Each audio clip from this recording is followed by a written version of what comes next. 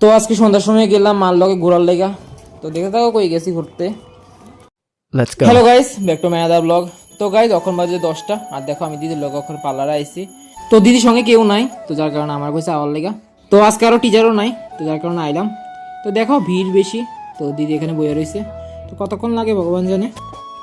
তো গাইস আয়া পড়ছি, তো প্রায় 2 ঘন্টা লাগছে সবকিছু সাইডে আইতে আইতে। তো আমার খুব খিদা লাগছে, কিছু খাইয়া গেছিলাম না, তখন ভাত খেলাম।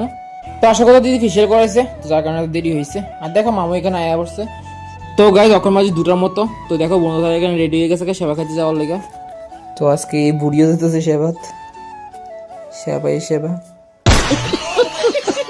আর মা তো সেবা খাইতে খাইতে পেট ভরে হয়ে গেছে।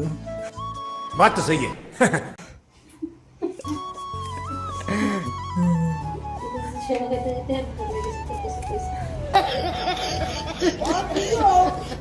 তো মাত্রা যাইতেছে গা, তো অল্প টাইম পড়ুন তারপর ঘুমামো।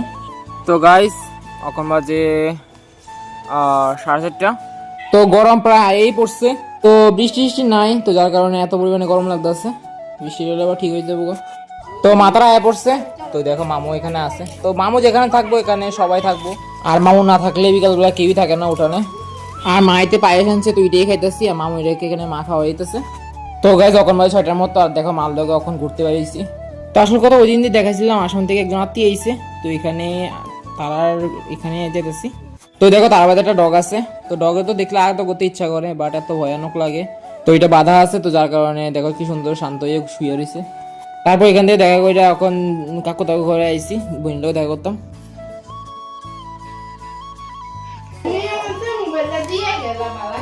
তো গাইস ঘুরে টুরে আয়া পড়লাম।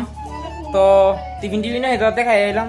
ঠিক আছে, আজকে একটু পর্যন্তই, দেখা হবে পরের ভিডিওতে। Thank you.